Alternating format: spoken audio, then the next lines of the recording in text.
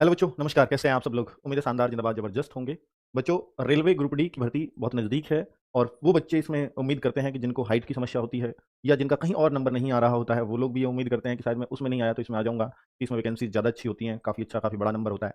और बहुत सारे बच्चे वो कि जो फिज़िकली बाकी जगह उतने फिट नहीं हैं और वो भी ग्रुप डी की तरफ दिखते हैं, इस भर्ती की तरफ, और रेलवे में शौक भी रखते हैं कि सर मुझे रेलवे में ही जाना है, रेलवे की भर्ती। मेरे दोस्त रेलवे में हैं तो वो बड़े खुश हैं इस जॉब में जाकर के। उस तरह के भी बच्चे सपने देख रहे होते हैं। तो इस भर्ती का आप सबको मालूम है कि 23 जनवरी को फॉर्म आ रहे हैं।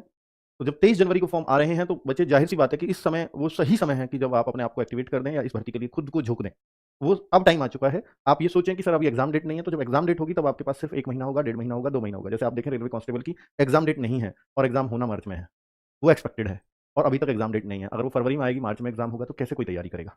तो एग्ज़ाम डेट देख कर के तैयारी नहीं करनी। हमें पता है कि इसका फॉर्म की ये डेट है, मेरा फॉर्म भर जाएगा, मैं फॉर्म भर सकता हूँ, मैं एलिजिबल हूँ, इतना काफ़ी है। आज का जिस लेवल का कॉम्पिटिशन है, आपको उसी दिन से कि जब आप उसके भर्ती के लिए एलिजिबल हो गए हैं ऐज वगैरह से, तो फिर आपको उसी दिन से उसकी तैयारी में लग जाना चाहिए, क्योंकि एग्ज़ाम डेट आपके हाथ का काम नहीं है। एग्ज़ाम डेट दूसरे के हाथ में है। वो जब आएगी, वो आती रहेगी। क्या आप इस एग्ज़ाम के लिए तैयार हैं? ये आपको खुद से पूछना ही होगा। और बच्चे, इस पे मैं आपको उससे पहले कुछ गाइडेंस दे देता हूँ कि आपको किस तरह से अपनी तैयारी को एक तेज़ी देनी है, जिससे आप ये श्योर कर पाएँ कि हाँ, मैं इसमें सेलेक्ट हो ही जाऊँगा। बच्चों, 23 जनवरी को शॉर्ट नोटिस है, मैं कोई अपने पास से डेट नहीं बोल रहा हूँ कि 23 जनवरी को फॉर्म आ रहे हैं, तो ये शॉर्ट नोटिस आ चुका है। 23 जनवरी को फॉर्म है, जिसमें 32,000 वैकेंसीज़ के लिए बोला गया था, जो अब बढ़ करके 58,000 की बातें हैं। 18 से 36 साल ऐज है, क्योंकि 3 साल आपको इसमें छूट दी गई है कोरोना की वजह से, वरना 33 रहती है इसमें। ठीक है? तो 36 जनरल के लिए, ओबीसी के लिए 39, एससी-एसटी के लिए 42 है। इसका पूरा जो प्रोसेस है वो आप सबको मालूम होना चाहिए कि पहले फॉर्म है, फॉर्म भरने के बाद एग्ज़ाम है, वो भी एक एग्ज़ाम है, सीबीटी 1, सीबीटी 2 नहीं। पिछली बार 2 दे दिए थे, जब 2019 में आई थी तो बच्चों ने आंदोलन किया और फिर ये सीबीटी बनाया, यानी ये डिजिटल प्रोटेस्ट किया था बच्चों ने, ठीक है? कि ग्रुप डी की भर्ती के लिए कैसे आप 2 पेपर ले सकते हो। तो यहाँ पर अब एक ही पेपर आएगा, उसकी चांस नहीं है। दूसरा स्टेप होता है, यानी एक हो गया आपका कंप्यूटर बेस्ड टेस्ट, दूसरा स्टेप हो गया आपका फिजिकल एफिशिएंसी टेस्ट, पीईटी, और तीसरा हो गया डॉक्यूमेंट वेरिफिकेशन, चौथा हो गया मेडिकल एग्जामिनेशन। मेडिकल बड़ा नॉर्मल होता है, डॉक्यूमेंट वेरिफिकेशन आपके 10th के और आपके कास्ट सर्टिफिकेट ही देखा जाना है, और पीईटी में आपको 35 किलो वजन लेकर के 100 मीटर चलना है, दौड़ना है, जो कहो वो करना है। ठीक है? तो ये आपका फिजिकल है। और एग्जाम के बारे में बात कर रहा हूं, तो सबसे इंपॉर्टेंट चीज है तो सिर्फ और सिर्फ एग्जाम है। इस पे जिसने फोकस कर लिया वो इस नौकरी को ले गया। ठीक है? चलो, ये 58,000 की बात कहां से उठी थी?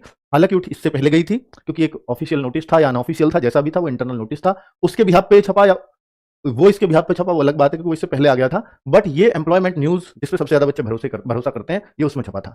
और इसको ये कहना कि ये 100% सही है, इसको कहना मैं इसलिए बच रहा हूँ, मैं 100% कह भी देता, इस वजह से, क्योंकि ये जो है ना, ये जुड़ करके 58,242 नहीं बन रहे हैं। अगर ये बन रहे होते तो फिर तो 100% ये सही था। बट हो सकता है अभी इसको मतलब उस तरह से बांटा ना गया हो। 58,000 की बात थी, मैं कह रहा हूँ कि इस लेटर को देख करके वो छपा है, ऐसा उम्मीदें कम है, क्योंकि वो जब पुख्ता जानकारी होती है तो एम्प्लॉयमेंट न्यूज़ में तभी आती है।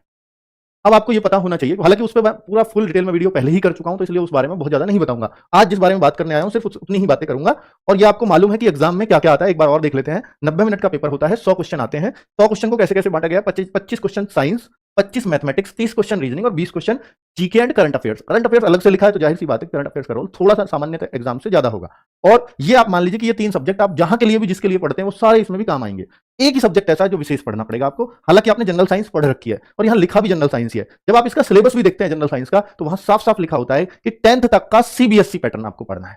तो 10th तक का सीबीएसई का हो या एनसीईआरटी का हो, एक ही बात है। सिलेबस देखोगे तो यही लिखा मिलेगा। तो अगर आप इस पैटर्न को फॉलो कर लेते हो, यानी इस सब्जेक्ट को बहुत अच्छे से पढ़ लेते हो, तो आपका इसमें सिलेक्शन श्योर हो जाता है। तो मेन जो सिलेक्शन डिपेंड करता है वो साइंस पर करता है। और साइंस और अलग एग्जाम से, मतलब इसका साइंस इतना डर क्यों बैठा हुआ है बच्चों में? उसका एक ही कारण है कि इसमें बच्चों के मन में एक विधा उत्पन्न रहती है कि भाई इसमें ना न्यूमेरिकल्स पूछे जाते हैं, फिजिक्स में भी और केमिस्ट्री में भी, और वो न्यूमेरिकल बहुत ज्यादा नहीं होते। हो सकता है फिजिक्स में आपको 3-4 न्यूमेरिकल पूछ ले, हो सकता है केमिस्ट्री में 2-3 पूछे, यानी टोटली 5-6 न्यूमेरिकल्स हो सकते हैं 25 में से। और वो न्यूमेरिकल्स बहुत आसान चीज है, वो फॉर्मूले ही तो हैं, उस फॉर्मूले पे बस डिजिट रखनी है वो।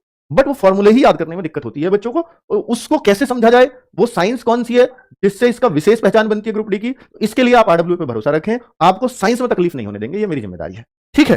क्योंकि पिछली बार जब 2019 का पेपर 2022 में हुआ, तो वही टीम आपको यहां अब भी पढ़ा रही होगी, तो उस टाइम पे भी साइंस की बहुत प्रशंसा आरडब्ल्यू की हुई थी। और उसके बाद तो आरडब्ल्यू में तो भाई बहुत, आपको पता है, मूल-चूल परिवर्तन हुआ है और बहुत बहुत चीजें एग्जाम ओरिएंटेड हुई हैं। तो निश्चित तौर पर आपको उससे ज्यादा फायदा ही इस बार मिलेगा।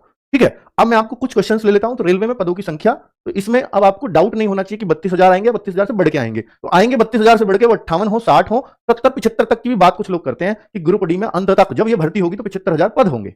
पर वो 75,000 होंगे या नहीं होंगे, पर ये जरूर दिख रहा है कि 50 प्लस तो पद आने ही है। पिछली बार ये 1 लाख थे। ठीक है? फॉर्म डेट ये क्लियर है, 23 जनवरी को आएंगे, तो उससे पहले पदों की संख्या क्लियर हो जाएगी। हालांकि बाद में भी पदों की संख्या बढ़ती रहती है, कई भर्तियों में बढ़े हैं।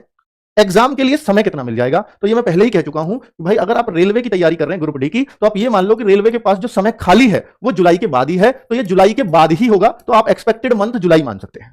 क्योंकि हम ऐसा तो नहीं ले सकते जुलाई के बाद होगा जी, दिसंबर में हो, नवंबर में हो, तो हम लास्ट का मंथ तो नहीं लेंगे, लेकिन जो सबसे जल्दी अगर संभव है तो वो जुलाई है। उसके बाद कितने दिन बाद होगा नहीं पता। चलो ठीक है, एक टारगेटेड स्कोर अगर आप देखना चाहते हैं, ये बनाना चाहते हैं कि मुझे किस स्कोर को टारगेट करना चाहिए ग्रुप डी में जॉब की सिक्योरिटी के लिए, तो मैं आपसे कहता हूं कि आप इसके अंदर अगर 100 में से 75 क्वेश्चन राइट कर देते हो, भाई जैसा पेपर पिछली बार आया मैं उस हिसाब से कह रहा हूं, 75 क्वेश्चन का टारगेट जो अचीव करना बहुत मुश्किल है। पिछली बार की बात करूं तो जो सेलेक्ट हुए उनमें मुश्किल से 1000 बच्चों के सही हुए होंगे, 1 लाख बच्चों में जो सेलेक्ट हो गए उनमें 1000 बच्चे ही 75 क्वेश्चन कर पाए होंगे। तो आप कहो सर इस बार भी तो 50,000 वैकेंसीज हैं, तो इसका मतलब 75 पे तो श्योर ही सिलेक्शन हो जाएगा। मैं कह रहा हूं पिछली बार 1 लाख की जगह अगर 1000 वैकेंसीज भी होती तो 75 वालों का सिलेक्शन हो जाता है, ये मैं कह रहा हूं। हालांकि कुछ जगह सिलेक्शन ऐसा भी हुआ कुछ आरआरबीज में कि एक बच्चे के 33 क्वेश्चन ठीक, कट ऑफ हालांकि 61-62 पे गया, तो 61-62 पे भी इसका नंबर था 33 क्वेश्चन वाले का। ये मेरे सामने एग्जांपल था। ये कैसे? नॉर्मलाइजेशन, क्योंकि पेपर बहुत सारे होते हैं और जितने ज्यादा होंगे नॉर्मलाइजेशन में उतना ही ज्यादा फर्क पड़ने के चांसेस रहते हैं। तो इस बच्चे को क्या इतने ज्यादा का नॉर्मलाइजेशन मिल गया होगा 28-29 का? ये मेरी आंखों के सामने का उदाहरण था। तो भाई मतलब ये 61-62 की कट ऑफ में 33 क्वेश्चन लाके भी क्लियर कर गया। मैं ये कह रहा हूं कि पिछली बार कट ऑफ जो गई थी वो 65 भी गई, 67 भी गई, 68 भी गई, 71 भी गई, कहीं की 72 भी गई, पर उनके 65, 67 या 71, 72 क्वेश्चन नहीं थे। उनके क्वेश्चन 40 भी थे तब भी उनके 68 हो गए, किसी ने 45 किया उसके तब भी 70 हो गए। तो ऐसे भी सिलेक्शन हुए हैं, यानी 100 में से 45-40 क्वेश्चन पे भी अच्छी जगह अच्छी आरआरबी में सिलेक्शन हो गया था। तो अब 75 क्वेश्चन अपने आप में फिर तो चैलेंज हो गई, तो फिर तो 1000 बच्चे से ज्यादा होंगे ही नहीं, नॉर्मलाइजेशन होकर हो सकता है 90 पे भी पहुंच गए हो।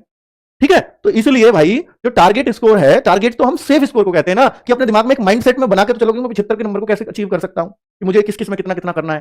तो अगर आप ये अचीव कर लेते हैं तो बहुत शानदार हो जाएगा। अब आप देखो कि जैसे मैथ्स में आपके क्वेश्चन आते हैं, इसमें मैं आपको एक देखो फिगर दे देता हूं कि 75 को कैसे लाया जा सकता है। जैसे साइंस है, मैथ्स है, तो मैथ्स में जैसे 25 क्वेश्चन है, तो आपका मैथ्स मान लेता हूं मैं एडवांस आता है जी, 4-5 क्वेश्चन पक्के आते हैं, पर आप फिर भी एडवांस मिलाकर के 20 क्वेश्चन टारगेट करो कम से कम मैथ्स में। फिर भी अगर कुछ बच्चों का मैथ्स बहुत वीक होता है तो वो यहां 15 भी लेकर के चल सकता है, और वो रीजनिंग फिर 28-30 ही करे। ठीक है, लेकिन अगर आप मैथ्स में 20 करते हो तो यहां 26-27 भी चल जाएगा। ठीक है, 26-27 स्कोर। जीएस में, जीएस एसएससी से थोड़ी आसान आती है, तो आप यहां पर अपना स्कोर फिर भी 12 क्वेश्चन तो टारगेट कर ही सकते हैं। और यहां पर जो साइंस है, बहुत अच्छे स्कोर पिछली बार 18-20 के आसपास थे, बहुत अच्छे स्कोर। और अगर एक जेन्युइन स्कोर अगर मैं बोलूं कि भाई 16 क्वेश्चन तो हर बच्चे को करने ही चाहिए अगर सिलेक्शन लेना है, तो ये बहुत अच्छे गुड स्कोर में आएगा ये तो। ठीक है, अब मैं आपका यही मान लेता हूं कि 16, 20, 36, 36 और 26 अगर मैं जोड़ूंगा तो 62 नंबर बन जाएंगे, और 62 और 12, 74, 75 नंबर ऐसे बना दिए मैंने आपके। कैसे? कि मैं साइंस में केवल 16 भी लेके चलूंगा, साइंस आएगी उस लेवल की। मैं अगर मैथ्स में 20 लेके चलूं, आप क्यों नहीं सर मैथ्स में 15 ही कर पाता हूं, तो फिर साइंस 18 तक कर लेना, रीजनिंग 28-29 कर लेना, और जी के कोई एक आध बढ़ा लेना, तो आपकी मैथ्स की पूर्ति हो जाएगी। तो अपनी अपनी तरह की अपनी अपनी कलाएं हैं बच्चों पे, अपने अपने। अब कोई बच्चा एक सर मेरा मैथ्स बिल्कुल जीरो है, तो भाई आपके पास 6-7 महीने, मैथ्स बनाने को 4 महीने चाहिए बस, तो बनाओ। बिना मैथ्स के सिलेक्शन नहीं होगा किसी भी आरआरबी में। ठीक है, तो मैं आपको एक मतलब एक आंकड़ा दे रहा हूं कि क्या क्या आप अपने स्कोर से सेट कर सकते हो, जिससे, और ये बहुत असंभव नहीं है, ये बहुत आसानी से अचीव किया जा सकता है, इसलिए आपको बता रहा हूं। ठीक है, और सफलता के भाई 3 सूत्र हैं। देखो, जब भी आप ऑनलाइन देखो, आज के टाइम में ऑफलाइन बच्चे नहीं पढ़ रहे हैं, और जो पढ़ रहे हैं शायद सिलेक्शन भी नहीं निकल रहा है, क्योंकि वो 2 घंटे 3 घंटे सब सिलेक्शन नहीं होते। सिलेक्शन सब होते हैं कि रोज आपको 7-8 घंटे घर पे पढ़ना ही पड़ेगा। ठीक है, तो वो वाली चीज, तो अगर चूंकि जब बच्चे ऑनलाइन पढ़ रहे हैं तो उनको ये पता होना चाहिए कि मुझे किस चीज पे फोकस करना है। एक तो आप क्लासेस, कुछ बच्चे तो ऐसे करते हैं मैं एकदम फ्रेशर हूं, तो फ्रेशर हूं तो बिल्कुल आप जैसे आपका टीचर कह रहा है एक जगह फॉलो कर लो। मेरी बात याद रखना, अगर आप फ्रेशर है ना तो आप जगह जगह मत भटको, सिर्फ एक जगह पढ़ो और उस एक जगह ही पूरे विश्वास से पढ़ो, आप सबसे जल्दी सीख जाएंगे।